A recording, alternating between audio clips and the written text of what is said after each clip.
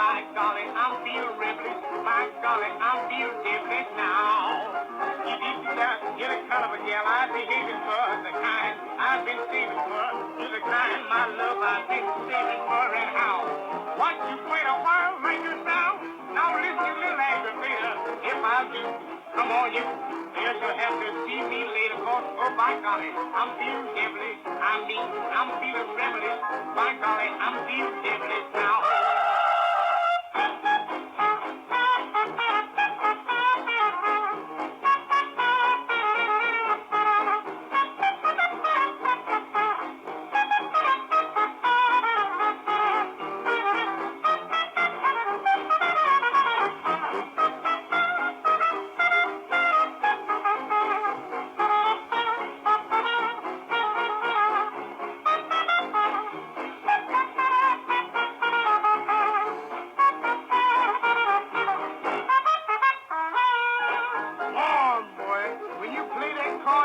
You really make me feel devilish. And you know, folks, when you're feeling devilish, it's a kind of a peculiar feeling comes on you that's hard to explain. It's one of them inward, inexpressible, outward, all overless feelings. And then up your back, something peculiar comes feeling. And then, I mean right then you're feeling devilish.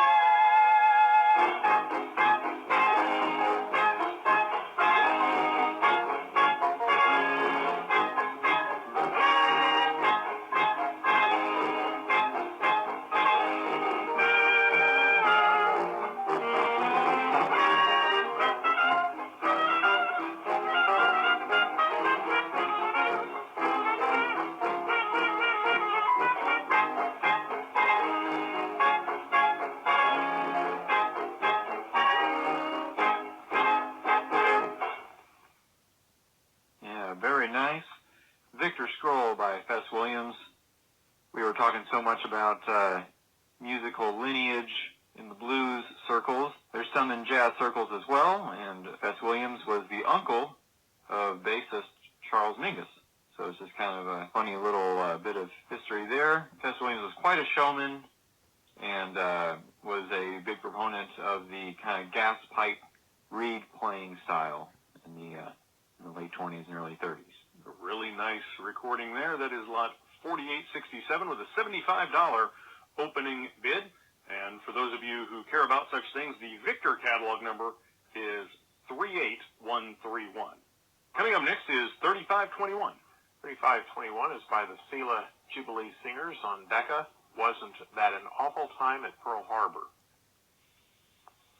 Wasn't that an awful time at Pearl Harbor? What a time, what a time. Wasn't that an awful time at Pearl Harbor? What a time, what a time. When the Japs of by surprise, 3,000 men sure lost their lives. Wasn't that an awful time at Pearl Harbor? What a time, what a time. Just remember Pearl Harbor all the time, all the time. Just remember Pearl Harbor all the time, when the Japs of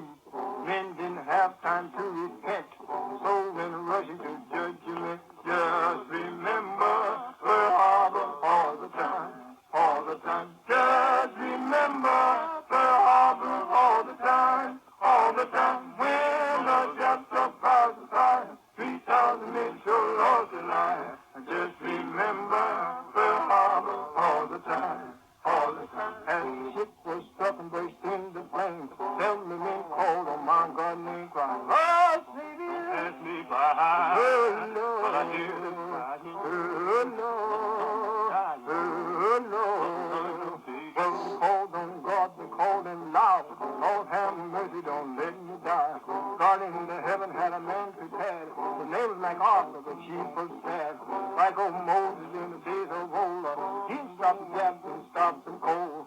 God is with you and you must win.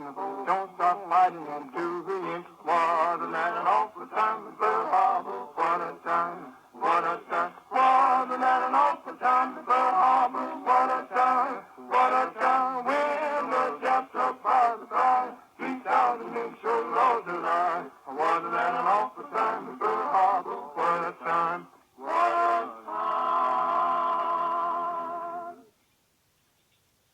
The Selah Jubilee Singers with a nice recording of Wasn't That an Awful Time at Pearl Harbor? Probably an unnecessary title, to be quite honest, but they first entered the studio in 1931. They made some recordings that were all rejected, and they did not return to the studio for another 8 years. It wasn't until 1939 that they went in and recorded for Decca, and their first issued sides were the result of that. Eventually, they made 9 additional sessions for Decca from 1935 to 1944. They continued recording all the way until the 60s. In fact, the lead tenor that you heard is Theron Ruth, and he was one of the original members when they first went to the studio in 1931. He was also on their last recordings in 1968. That's pretty cool. That's a pretty good run. It took them a while to get their act together. Once they did, though, they were on the road. Yeah. Okay, lot number 4352 is recorded October 18th, 1924. And this is the Harlem Trio. You got anything on that, Jack? The Harlem Trio is a George McClellan group. George McClellan is one of the precursors of Fess Williams, who we heard earlier, on the clarinet scene. Does this have a recording location listed on the bottom? It does not, Oh. but it does say clarinet by George McClellan. Yeah, there you go. This is from October of 24, an acoustic recording, and this is Bass Clarinet Blues.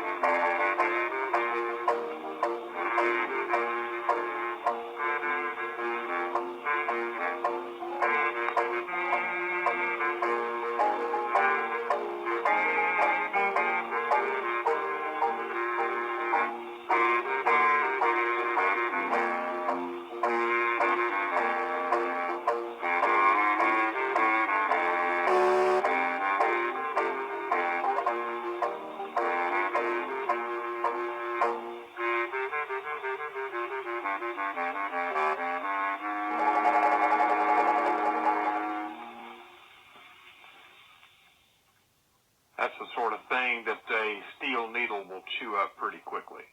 This is a V plus condition grade, but it sounded really good. It did, and you're not going to find many bass clarinet solos out there. No, and especially not from the jazz genre or the acoustic era, just because they simply are kind of quiet instruments. So it's nice to hear it for once in a while. Kind of goes hand in hand with that Sarrusophone by Sidney Bechet that we heard elsewhere in the show. Lot 4352, and probably due in large part to the fact the condition is V+, although, as we mentioned, and as you just heard, it sounds great. It has a $3 opening bid. Okay. Kurt does a double take. You're like, what, really? Oh, man. I'll let that one blew it. Lot number 1872 is a 1901 recording from St. Petersburg featuring Mikhailova and Bragina. We will be hearing Anton Rubinstein's Wanderer's Nachtlied.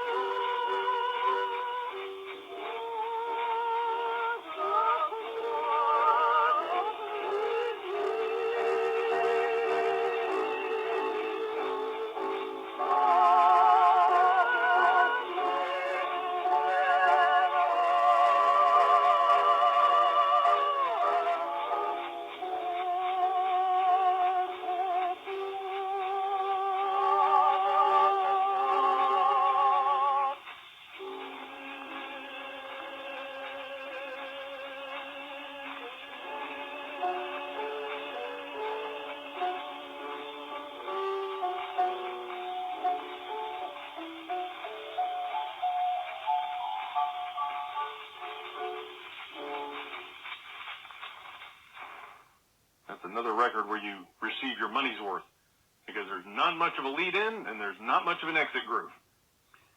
You can hear a little bit of a noise in the background from probably the wax cooling off a bit, but it's a good recording by Mikhailova and Bragina.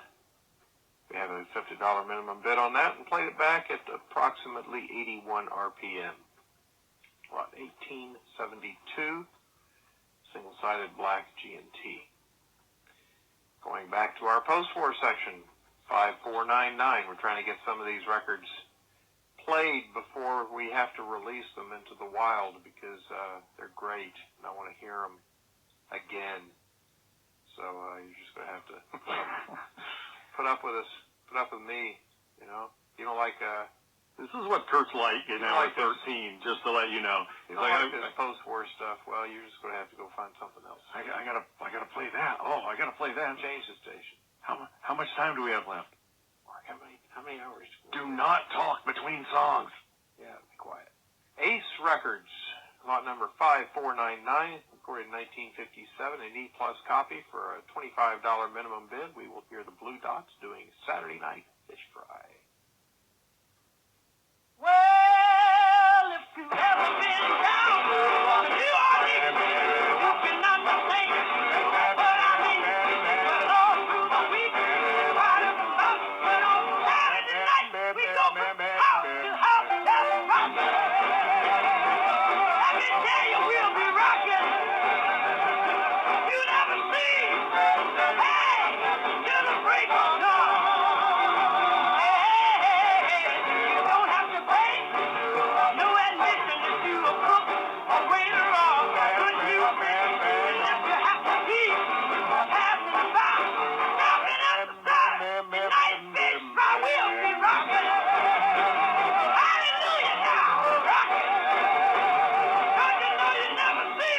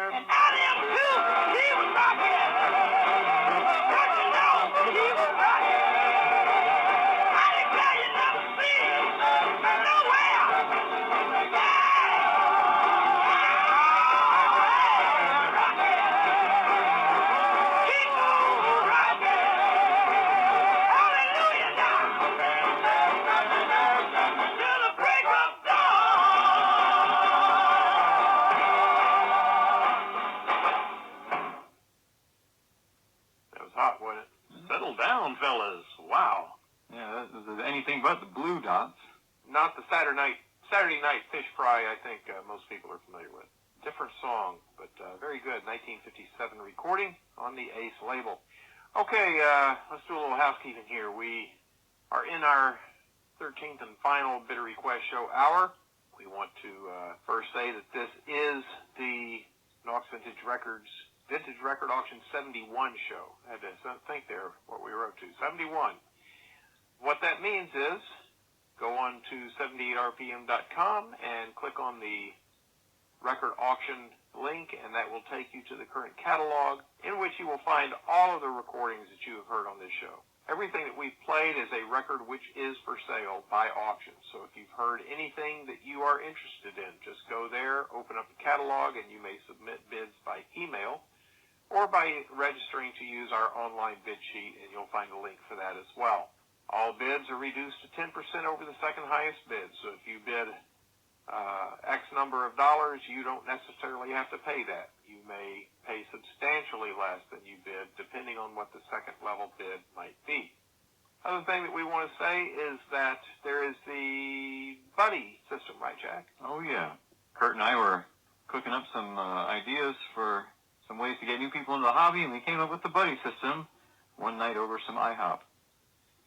The buddy system is just a nice little referral incentive program. So if you have some friends that collect 78s and might be interested in the auction, if you just refer them to us and we'll add them to our mailing list, if they participate in the auction, you receive $10 in auction credit for each person that you referred that submits bids.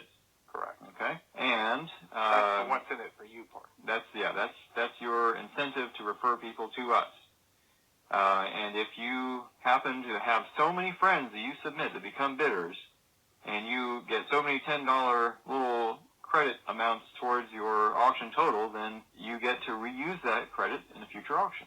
What Jack means is any credit that you do not use up in the current auction will roll over to future auctions. So it's not like you have to use all of it in this particular list. Yes, thank you.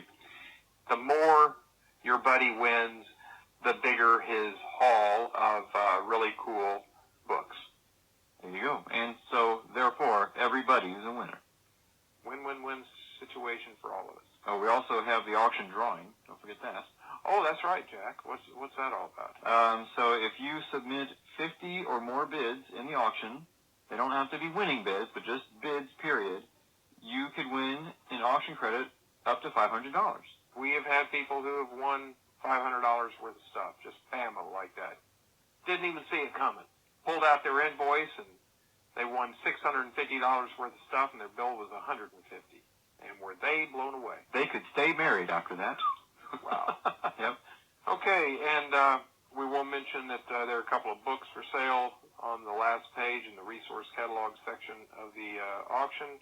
Good books. Really Yeah, good books. we are listing American Record Companies and Producers by Ellen Sutton once again, simply because we are offering the first installment of our label research collection. So that's a very valuable book you'll want to pick up. Even if you're not interested in record labels per se, there's a lot of great information on all kinds of things. Yeah, if you collect 78s at all, the information contained in that book will help you be a better collector. End of story. Thank you. Exactly. And secondly, we have the Columbia 15,000D series discography, 1924 to 1933, just published by Carrie Janelle. So if you're interested in country, hillbilly, folky type recordings from the 1920s and 30s, that is also something that you will want to probably avail yourself of. Yeah, and just the plug for that is the lists that he has put together in the back of that book and the pressing and sales data. Those two things alone are worth the cost of that book because it is not an expensive book. So there you go. All right. Yeah, and this is an era where books are not being published too much anymore. It's all digital. I don't know about the rest of you guys, but I like to be able to put a volume on the shelf that I can reach for when I need it. And when the electricity's out. And when the electricity's out. As long as there's light outside. We got our wind-up machines, we got our 78s, and we got our discographies. And maybe a little hooch in the cabinet. Shh. Not you, Mark. Me and Jack. All right. Go back to what we're all about here, which is playing records. Lot number 5432 is another beautiful 38,000 series Victor recording. Kurt, would you stop kidding? Let's just play this record by McKinney's Cotton Pickers.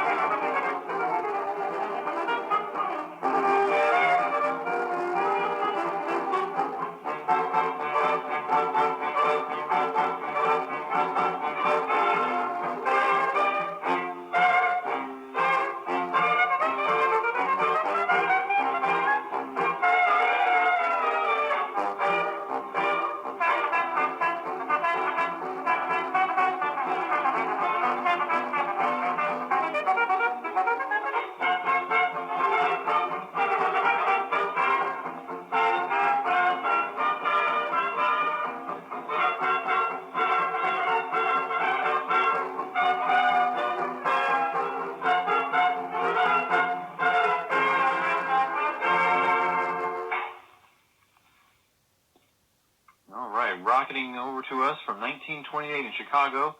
That was Stop Kidding by McKinney's Cotton Pickers. That was, I think, from one of their first sessions. So nice that the McKinney's Cotton Pickers records are pretty accessible. They were very popular back in the day as the top black dance band in the country. Don Redman at the helm. Who was the composer on that? John Nesbitt. John Nesbitt, trumpet player, arranger extraordinaire. So, yeah. That was lot 5432, $100 opening bid. That is an E- condition copy. Oh, nice. Yeah, don't turn up in that shape very often. No, any 38,000 you find in E- condition, it's probably going to cost you a little bit. Gem quality. When we say gem quality, I don't know that we've mentioned this. I know I did in reference to the cylinders that we are listing, but every auction does have a gem quality section which contains recordings that are E- condition or better, that are just really gemmy in appearance and playability, generally speaking. Generally, the best copies that we've run across of these records over the years that have passed across the grading table. Sometimes we'll run gem quality stuff on other genres like operatic and classical or diamond discs or what have you.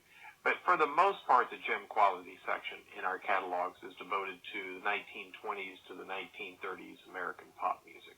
What we've done, just to clarify, over the years, the nicest copy often ends up in what we call the archives back there. Well, that stays in the archives until we find a nicer copy. And then maybe that nicer copy ends up in the archives. Well, these are the recordings from the archives. So in most cases, these are the nicest copies that Kurt has seen in the, 5, 6, 7 years you've been collecting them? Did you say decades? Yes, that's what I meant. Auction 71, sir. Just to spin off of that just momentarily, if you, for instance, look into the operatic and classical section, you'll see that most of the records there are gem quality as well. It would be kind of silly for us to put together a gem quality opera section because probably 85% of them are grading E- or better, really, really clean copies. The records that we've been selling in the operatic and classical genres are records that had been culled out of collections, many collections over many years as the best condition copies. And so very few V anything records, V+, V++, whatever, in those genres. It's all really, really clean material. I think we were going to play... I think we're headed toward lot 5738. 5738, Mark. Thank you for keeping up on that. This is an Arco label out of Chicago. Abco. Well, not if you're looking at it with a spindle in the right place. It's Arco. From here, when I move my head, I see that you're right. It is Abco. Abco from Chicago.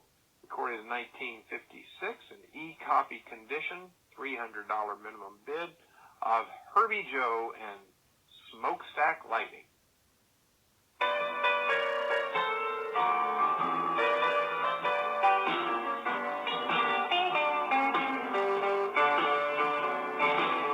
Now I work all the summer. Then I work all the fall. So I give you my money.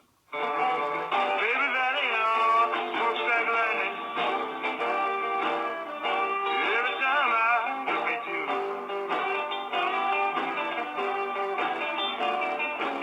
if you don't do no better, gonna have to get rid of you.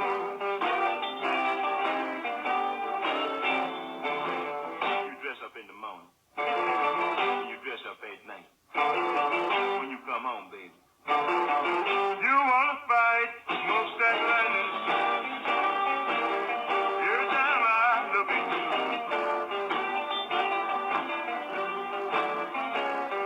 if you don't do no better, gonna have to get rid of you.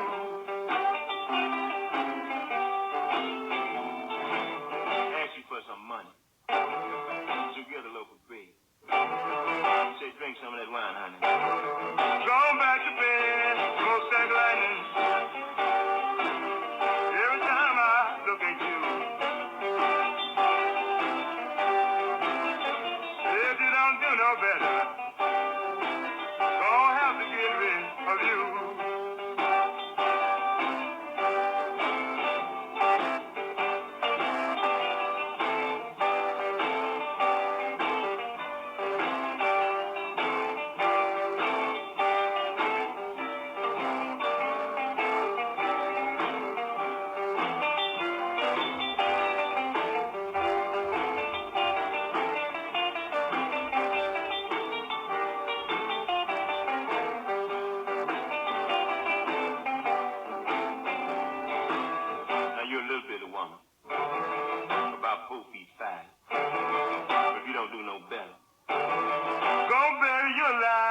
smokestack lightning.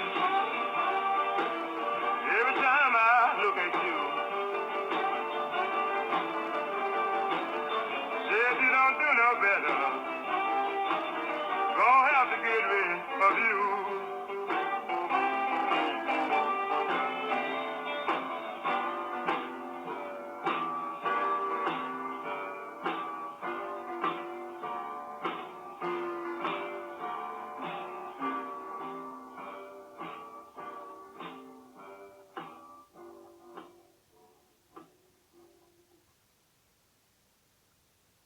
Kind of a slow exit out of that song. That was, I don't think that was well planned. There are other versions of Smokestack Lightning, obviously, but we were saying that might have been more accessible to certain members of the public than more popular versions of Smokestack Lightning. Let's go to the Archaeophone, Mark. I don't know that I've got the record slip on that. What do we have up there? 6965. Aha, that's a Blue Amber all cylinder. This is the New York Military Band doing one of my favorites. This is a great selection for demonstrating a cylinder phonograph to one of your buddies. Under the Double Eagle March.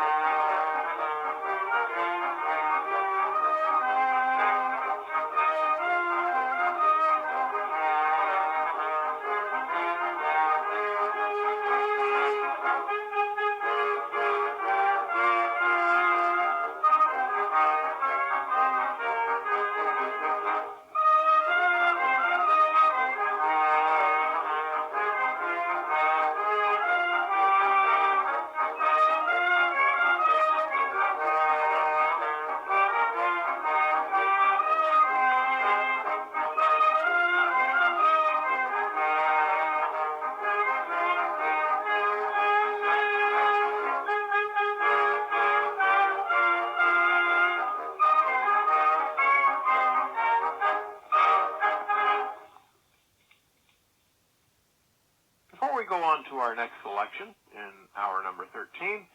I just want to mention once again that those of you who are listening to the Bitter Request Show on Radio Dismute may buy a copy of this show to listen to at your heart's content whenever you wish.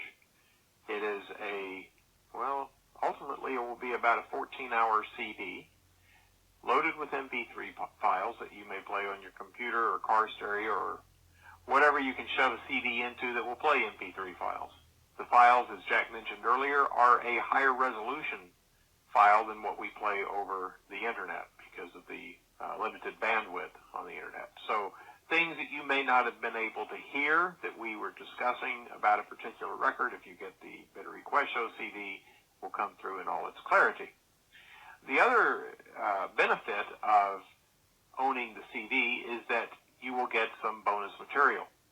So we're playing some stuff that, I don't know, wouldn't necessarily be something that we would want to play on the Dismute segment because some of it is not really music. Orson Welles reading a letter from Louis Armstrong about his life and career. I mean, that's very interesting and compelling entertainment, but not really a Radio Dismute sort of thing. We're going to play one of the Amos and Andy Brunswick discs. We're going to be playing some other stuff like that. The extended production recording of Tony Martin that we mentioned earlier, where he continues to tweak the orchestra and chorus and so forth in the song that they are rehearsing. So just some stuff like that. So a lot of fun stuff. So the CD is $20 or $25 if you need it mailed to a U.S. address, $30 to mail it to a foreign address. And it would help us greatly if you let us know ahead of time if you want that, so we can add it to your auction winnings and not let us know after we've already done all the invoicing and everything. It just makes things a whole lot smoother on our end. Also, you can pick up all of the auction CDs that we've done from auction 39 to the present, all 32 shows. 32 shows would be $640 if you bought all of them at the regular price. However, if you take the entire set, you get them all for the low, low, low price of $500 for the set, 32 shows. That 32 shows will gain you over 3,000 hours. That can't be right. 300 hours. Or 300 hours. 300 hours of entertainment. 3 billion hours of entertainment. 3 billion hours. And billions and billions of recorded size. That's right. Yeah. So, if you liked what you've heard, there's a whole lot more available for you. Okay, so Before you move on, Yes. there is available online, or will soon be updated online, a listing of everything that we have played on the Bitter Request Show. And so if you're searching for a song, you're like, I would love to find a copy of this song, hey, do a quick search with the Bitter Request Show listing that we provide.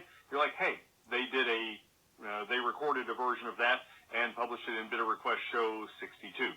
So that'll give you an idea as to which ones you should order first if you are not going to spring for all of them. It's a very good point. And you can go online even now as you're listening to this and pull up that playlist. Right. It is available on the website and will include Auction 71 so that you can follow along with that as we go. Every program has contained discs that are not available anywhere